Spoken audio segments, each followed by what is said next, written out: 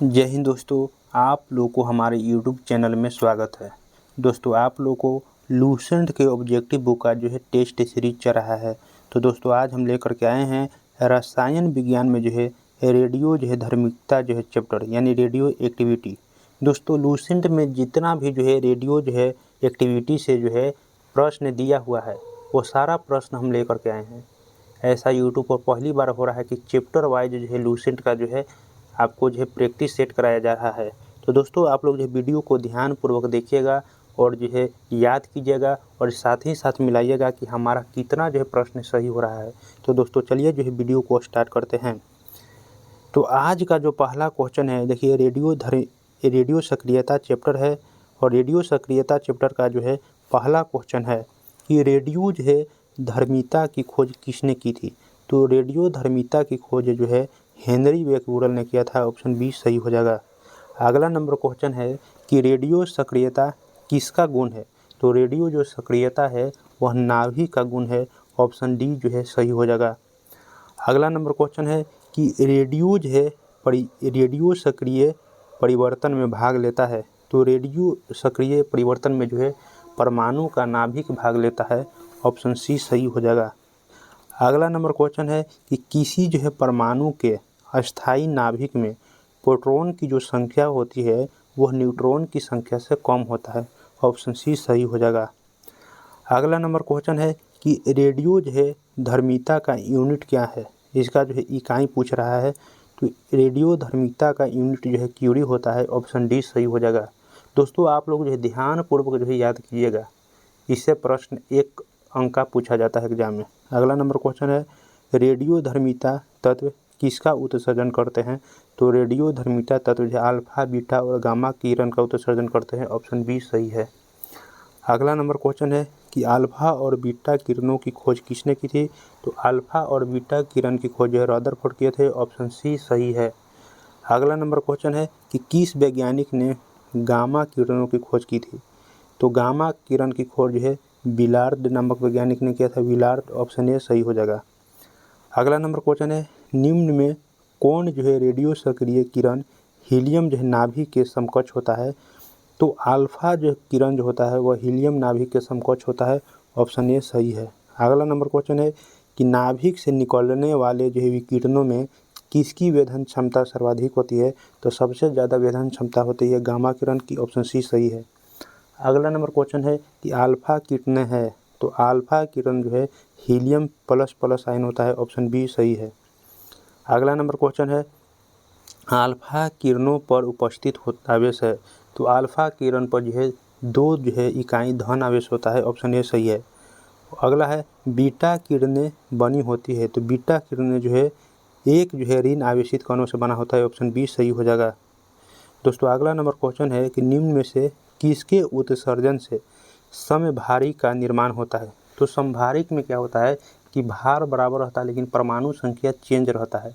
तो परमाणु संख्या अगर जो है चेंज करना है तो आप बीटा किरण निकालिए। ऑप्शन बी सही हो जाएगा, क्योंकि बीटा किरण निकालने से क्या होगा, एक बीटा निकलेगा तो परमाणु क्रमांक में 1 की जो बढ़ोतरी होता है और द्रव्यमान संख्या ज्यों का त्यों रहता है। अगला नंबर क्वेश्चन है निम्नलिखित में से किसके उत्सर्जन से किसी तत्व का परमाणु क्रमांक 1 बढ़ता है। तो अभी बतलाएं कि बीटा किरण से। ऑप्शन बी सही है।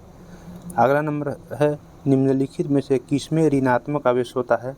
तो बीटा किरण में जो है ऋणात्मक आवेश होता है। ऑप्शन बी सही है। अगला नंबर क्वेश्चन है इलेक्ट्रॉन का जो है समरूप कौन है। तो इलेक्ट्रॉन का समरूप जो है बीटा कण है। ऑप्शन बी सही है। अगला नंबर क्वेश्चन है कि समान ऊर्जा की अल्फा किरणों की तुलना में बीटा किरणों की जो है वेधन क्षमता अधिक होती है। क्योंकि बीटा किरण का द्रव्यमान जो होता है नगण्य होने से उनका जो है वेग अधिक होता है। ऑप्शन बी सही हो जाएगा। बीटा किरणों का द्रव्यमान नगण्य होने से उनका वेग अधिक होता है। अगला नंबर क्वेश्चन है कि बीटा किरणें किस प्रकार का जो है आवेश वहन करता है। तो बीटा किरण जो है ऋणात्मक आवेश वहन करता है। ऑप्शन बी सही है। अगला नंबर क्वेश्चन है कि गामा किरणें किससे बनी होती है। तो गामा जो किरणें होता है वह विद्युत चुंबकीय तरंग से बनी होती है। ऑप्शन डी सही है। अगला नंबर क्वेश्चन है कि गामा किरणें क्या होती है। तो गामा किरणें जो होता है वह रेडियो सक्रिय पदार्थों द्वारा उत्सर्जित जो है उच्च ऊर्जा युक्त किरणें होती है। ऑप्शन सी सही हो जाएगा। रेडियो सक्रिय पदार्थों द्वारा उत्सर्जित जो है उच्च ऊर्जा युक्त किरण है गामा किरण। अगला नंबर क्वेश्चन है कि निम्नलिखित में से किस किरण की जो है भेदन क्षमता सबसे अधिक होती है। तो गामा किरण की जो भेदन क्षमता होता है सबसे अधिक होता है। ऑप्शन सी सही आंसर है। इसके बाद बीटा का है, इसके बाद अल्फा का है। अगला नंबर है निम्नलिखित में से किस किरण की जो है आयनन जो क्षमता सबसे कम है। तो आयनन क्षमता जो सबसे कम जो है गामा किरण की है। ऑप्शन सी सही है। अगला नंबर क्वेश्चन है निम्नलिखित में से किस किरण की आयनन क्षमता जो सबसे अधिक होती है। तो सबसे अधिक जो है अल्फा किरण को होती है। ऑप्शन ए सही है। अगला नंबर क्वेश्चन है समस्त रेडियो जो है सक्रिय पदार्थ क्षय होने के पश्चात किसमें अंतिम रूप से बदल जाता है। दोस्तों ये क्वेश्चन हमेशा पूछता रहता है कि समस्त जो है रेडियो सक्रिय पदार्थ क्षय होने के पश्चात किसमें अंतिम रूप से बदल जाता है। तो शीशा में बदलता है। ऑप्शन बी सही है। अगला नंबर क्वेश्चन है कि न्यूनतम जो है पारगमय शक्ति किरण कौन सा है, मान कि कौन सा किरण ऐसा है जो कम जो है भेदन क्षमता है। तो अल्फा किरण। ऑप्शन ए सही है। अगला नंबर क्वेश्चन है कि किस जो है रेडियो एक्टिव तत्व का नाम उसके खोजकर्ता के देश के नाम पर रखा गया। तो पोलोनियम का। ऑप्शन सी जो है सही है। अगला नंबर क्वेश्चन है कि निम्नलिखित में से कौन सा तत्व जो है प्राकृतिक रेडियो सक्रियता नहीं दर्शाता है। तो एल्युमिनियम हो जाएगा। ऑप्शन सी सही है। एल्युमिनियम जो है यह रेडियो सक्रियता नहीं दर्शाता है। अगला नंबर क्वेश्चन है नाभिकीय विखंडन के दौरान श्रृंखला अभिक्रिया को नियंत्रित करने के लिए न्यूट्रॉनों का अवशोषण करने हेतु निम्न में से किसका प्रयोग किया जाता है। तो बोरॉन या कैडमियम का क्षय का। ऑप्शन ए सही हो जाएगा। अगला नंबर क्वेश्चन है निम्नलिखित में से कौन एक जो है रेडियो जो है एक्टिव तत्व नहीं है। तो इसमें जर्कोनियम जो है वह जो रेडियो एक्टिविटी तत्व नहीं है। ऑप्शन डी सही हो जाएगा। अगला नंबर क्वेश्चन है कि विघट नाभिक यानी रेडियोधर्मी वस्तुओं को किससे बने पात्र में रखना चाहिए। तो शीशा के, लेड यानी पीबी हो जाएगा। ऑप्शन ए सही हो जाएगा। अगला नंबर क्वेश्चन है कि एक बीटा के उत्सर्जन से परमाणु संख्या तथा परमाणु द्रव्यमान में क्या परिवर्तन होगा। तो परमाणु संख्या में एक की वृद्धि होगा लेकिन परमाणु द्रव्यमान में अपरिवर्तन रहेगा। ऑप्शन ए सही हो जाएगा। परमाणु क्रमांक में जो है एक की वृद्धि होगा और परमाणु द्रव्यमान अपरिवर्तित रहता है बीटा किरण के निकलने से। वही अल्फा किरण निकलेगा तो परमाणु क्रमांक में 2 और द्रव्यमान संख्या में 4 की कमी होगा। अगला नंबर क्वेश्चन है एक अल्फा कण के उत्सर्जन से परमाणु क्रमांक और यह परमाणु जो है द्रव्यमान में क्या परिवर्तन होता है। वही बोले कि परमाणु क्रमांक में 2 और द्रव्यमान संख्या में 4 की कमी होता है। ऑप्शन डी सही है। अगला नंबर क्वेश्चन है कि सोडियम जो है 11-22 से एक बीटा उत्सर्जन के बाद बनने वाला पदार्थ है। तो सोडियम का परमाणु संख्या 11 है और एक बीटा निकल रहा है तो इसकी परमाणु संख्या में एक बढ़ोतरी होगा। 11 एक कितना हो जाएगा 12। तो 12 जो है किस तत्व का जो है परमाणु संख्या है। तो मैग्नीशियम। ऑप्शन ए सही हो जाएगा। अगला नंबर क्वेश्चन है कि यूरेनियम 92 जो है 236 आपको यूरेनियम जो है 87 224 में कितने अल्फा व जो है बीटा कण उत्सर्जित होंगे। तो जब भी पूछेगा कि कितना अल्फा और कितना बीटा कण उत्सर्जित हुआ है तो सबसे पहले अल्फा निकालिएगा।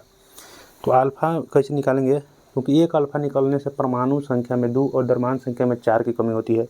तो 236 में से जो है 224 घटाइएगा तो आपको आ जाएगा कितना 12। यानी एक जो है अल्फा किरण निकलने से जो है परमाणु द्रव्यमान में 4 की कमी होती है। तो 12 जो है परमाणु द्रव्यमान घटा है तो 4 से भाग दे देंगे तो 4 × 12 यानी कि 3 आ गया। यानी 3 अल्फा जो कण हुआ है वह 3 को निकला है और बीटा और जो है अल्फा कण जो है 3 को निकला है। परमाणु द्रव्यमान में जो है 12 की कमी हुआ है तो 3 जो है अल्फा किरण निकलने से जो है परमाणु संख्या में 6 की कमी होना चाहिए। तो 92 में से 6 गया तो 92 में से 6 जाएगा तो आपको जो है 86 हो जाएगा। तो यहाँ पर 87 है। और बीटा किरण के लिए क्या देखते हैं कि परमाणु जो है संख्या में कितना वृद्धि हुआ है, जितना वृद्धि होगा उतना ही जो है बीटा किरण निकलेगा। तो 86 से 87 हुआ है तो एक बीटा किरण, 3 अल्फा और जो है एक बीटा। ऑप्शन डी सही हो जाएगा। अगला नंबर क्वेश्चन है कि यदि किसी रेडियोधर्मी पदार्थ की मात्रा को दुगुना कर दिया जाए तो रेडियोधर्मी क्षरण की दर तो अपरिवर्तित रहती है। ऑप्शन ए सही है। अगला नंबर क्वेश्चन है कि यूरेनियम 92 जो है 238 विघटित होकर 91 Pa जो है 234 बनाता है, तो कितने अल्फा और बीटा कणों का उत्सर्जन हुआ। तो हमने बताया कि जब भी दे रहेगा सबसे पहले अल्फा किरण को निकालना है कि कितने जो है अल्फा किरण है। तो परमाणु द्रव्यमान घटाना है, 238 में से 234 गया तो 4 हुआ, यानी 4 परमाणु द्रव्यमान में कमी आया है। तो एक जो है अल्फा निकलने से परमाणु क्रमांक में 4 की कमी होती है और द्रव्यमान संख्या में 2 की कमी होती है। तो यानी 4 द्रव्यमान संख्या में वृद्धि हुआ है, यानी कि एक अल्फा किरण निकाला है और जो है परमाणु क्रमांक में 2 को वृद्धि 2 कमी होगा। तो यूरेनियम 92 था तो यूरेनियम 90 होना चाहिए और जो है 234 होना चाहिए। और एक बीटा किरण निकलने से क्या होता है कि परमाणु जो है क्रमांक रहता है उसमें 1 की वृद्धि होता है। तो यहाँ पर देखेंगे कि परमाणु क्रमांक में जो है कितना की वृद्धि हुआ है, जितना की वृद्धि होगा उतना ही जो है बीटा किरण निकलेगा। तो 90 से 91 हुआ है, यानी एक जो है बीटा, यानी एक अल्फा और एक बीटा निकला है। इसका सही आंसर जो ऑप्शन ए हो जाएगा। दोस्तों आप लोगों को हम डायरेक्ट भी बता सकते थे, लेकिन जो है बना करके बता रहे हैं कि आप लोग जो है निकालने के लिए सीखिए कि किस प्रकार से निकाला जाता है। अगला नंबर क्वेश्चन है कि रेडियो धर्मी पदार्थ का आधा जीवन काल जो है अर्ध जीवन काल जो है 70 दिन का है, उसी पदार्थ का 1 ग्राम कितने दिन बाद जो है 0.25 ग्राम रह जाएगा, यानी हाफ टाइम दिया हुआ है 70 दिन। तो देखेंगे कि कोई पदार्थ है 1 ग्राम है, वह जो है 0.25 ग्राम कितना दिन के बाद हो जाएगा। तो 1 ग्राम है।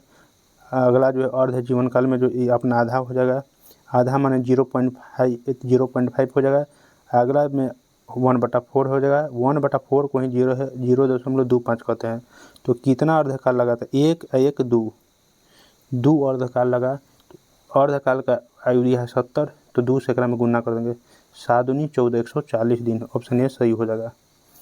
अगला नंबर क्वेश्चन है यदि किसी रेडियो धर्मी पदार्थ का अर्ध जीवन काल 1 दिन हो तो 4 दिन के पश्चात उसकी जो है प्रारंभिक मात्रा का कितना शेष रह जाएगा। तो 4 दिन बाद, मान लीजिए कि 100% है शुरू में, तो 4 दिन बाद अगला दिन जो है 4 दिन कह रहा है, 1 दिन अर्ध जीवन काल देले है, यानी कि 4 को अर्ध जीवन काल निकालना है।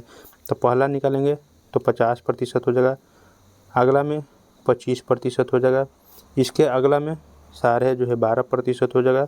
कितना हुआ, 1 2 3, एक और निकलेगा, सारे 12% के आधा हो जाएगा, 6.1/4%, यानी कि ऑप्शन सी सही हो जाएगा। अगला नंबर है एक रेडियो एक्टिव पदार्थ की अर्ध आयु जो है 4 महीना है, इस पदार्थ के 3/4 भाग का क्षय होने में कितना लगेगा समय।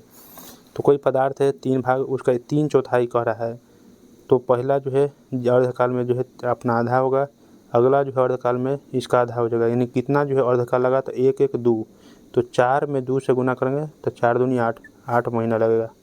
ऑप्शन सी सही है। अगला नंबर क्वेश्चन है वह प्रणाली क्या कहलाती है जो प्रागैतिहासिक पदार्थों का जो है काल निर्धारित करने के लिए विघटनाभिकता यानी रेडियो एक्टिविटी का प्रयोग करती है।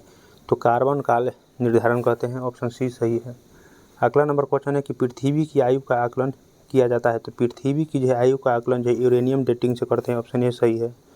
अगला है रेडियो कार्बन काल निर्धारण किसकी आयु का आकलन करने के लिए प्रयुक्त किया जाता है। तो जीवाश्म का। ऑप्शन सी सही है। अगला नंबर क्वेश्चन है कि सबसे पहले जो है रेडियो सक्रियता शब्द का प्रयोग किसने किया था। तो हेनरी बेकबुरल ने। ऑप्शन ए सही हो जाएगा। अगला नंबर क्वेश्चन है कि यूरेनियम विखंडन की सतत प्रक्रिया को जारी रखने के लिए किस कण की ज़रूरत होती है। तो न्यूट्रॉन की। ऑप्शन सी सही हो जाएगा। अगला नंबर क्वेश्चन है कि परमाणु बम का आविष्कार किसने किया था। तो परमाणु बम का आविष्कार जो है ओटो हान ने किया था। ऑप्शन सी सही है। अगला नंबर क्वेश्चन है कि परमाणु शक्ति संयंत्र किस सिद्धांत पर काम करता है। तो परमाणु जो है शक्ति संयंत्र जो है नाभिकीय विखंडन पर काम करता है। ऑप्शन ए सही है। अगला है नाभिकीय रिएक्टर के निर्माण के लिए निम्न में से कौन सा तत्व आवश्यक है। तो नाभिकीय रिएक्टर के निर्माण के लिए जिरकोनियम तत्व आवश्यक है। ऑप्शन सी सही है। अगला नंबर क्वेश्चन है निम्नलिखित में से कौन सा सौर ऊर्जा का स्रोत है। तो सौर ऊर्जा में जो है नाभिकीय संलयन होता है। ऑप्शन बी सही है। अगला नंबर क्वेश्चन है कि नाभिकीय संयंत्रों में ग्रेफाइट का उपयोग किया जाता है। तो ग्रेफाइट या जो है इसके जगह पर जो है भारी जल, ये इसका प्रयोग जो है मंदक के रूप में करते हैं। ऑप्शन सी सही है। अगला नंबर क्वेश्चन है कि न्यूक्लियर रिएक्टरों में विमंदक और प्रशीतक दोनों की तरफ प्रयुक्त होने वाला पदार्थ है तो भारी जल, भारी पानी, ऑप्शन बी सही हो जाएगा। अगला है रेडियो धार्मिकता जो है नापी जाती है तो गीगर मूलर काउंटर से, ऑप्शन ए सही हो जाएगा। अगला नंबर क्वेश्चन है कि हाइड्रोजन बम जो है किस सिद्धांत पर कार्य करता है। हाइड्रोजन बम जो है अनियंत्रित रहता है और जो है नाभिकीय जो है संलयन पर काम करता है, अनियंत्रित संलयन अभिक्रिया, ऑप्शन डी सही हो जाएगा। अगला नंबर है हाइड्रोजन बम जो है विकसित किया गया था तो हाइड्रोजन बम जो है एडवर्ड टेलर द्वारा विकसित किया गया था, ऑप्शन ए सही हो जाएगा। अगला नंबर क्वेश्चन है कि अति जो है प्राचीन चट्टानों की आयु निर्धारण में किसका उपयोग होता है तो अति प्राचीन जो है चट्टानों की आयु निर्धारण में पोटेशियम जो है आर्गन रेड डेटिंग का प्रयोग किया जाता है, ऑप्शन डी सही हो जाएगा। अगला नंबर क्वेश्चन है कि निम्नलिखित रेडियो तत्वों में से किसका उपयोग मनुष्य के शरीर में रक्त प्रवाह की गति के मापन में किया जाता है तो रेडियो जो है सोडियम का, ऑप्शन डी सही है। अगला नंबर क्वेश्चन है कि अल्फा बीटा तथा गामा की भेदन शक्तियाँ अपने अवरोही क्रम में किस क्रम में होती है तो अवरोही माने होता है घटते क्रम में, सबसे ज़्यादा को पहले लिखना है, उसके बाद ज़्यादा को, उसके बाद कम को, तो सबसे ज़्यादा गामा का, उसके बाद बीटा, उसके बाद अल्फा, ऑप्शन बी सही हो जाएगा। अगला नंबर क्वेश्चन है कि हेनरी बेकवुडल ने किस वर्ष में पता लगाया था कि यूरेनियम जो है लवण एक वेधी विकिरण का उत्सर्जन करता है जिसे एक फोटोक्रोमेटिक प्लेट पर पंजीकृत किया जा सकता है तो 1896 में, ऑप्शन ए सही हो जाएगा। दोस्तों इसी तरह के वीडियो को देखने के लिए हमारे जो है चैनल पर को जो है आप नए हैं तो चैनल को लाइक कर ले, सब्सक्राइब कर ले, साथ ही साथ अपने दोस्तों को शेयर कर ले। दोस्तों ऐसा जो वीडियो आप लोगों को यूट्यूब पर नहीं मिलेगा क्योंकि आप लोगों को चैप्टर वाइज जो है करके जो है लूसेंट बुक में जो जितने ऑब्जेक्टिव प्रश्न दिया हुआ है वो सारा प्रश्न आप लोगों को कराया जाएगा। ऐसा यूट्यूब पर वीडियो नहीं मिलेगा चैप्टर वाइज। तो आप लोग जो है सबसे पहले थ्योरी पढ़ने से नहीं होगा क्योंकि थ्योरी पढ़ लीजिएगा आप बार बार भुला जाइएगा। जब तक क्वेश्चन जो है नहीं लगाइएगा, जब तक क्वेश्चन नहीं बनाइएगा कि किस प्रकार के जो एग्ज़ाम में क्वेश्चन पूछे जाते हैं तब तक जो है आप लोग ऐसे ही भुलाते रहिएगा। तो दोस्तों आप लोग जो है हमारे चैनल से ज़रूर जुड़िए। आप लोग को प्रत्येक दिन जो है चैप्टर वाइज जो है क्वेश्चन का जो है प्रैक्टिस कराया जाएगा और जो विद्यार्थी नहीं है उनको पास भी जो है शेयर कीजिए ताकि वो भी इसका लाभ उठा सके। तो दोस्तों वीडियो को अंत तक देखने के लिए धन्यवाद। जय हिंद दोस्तों।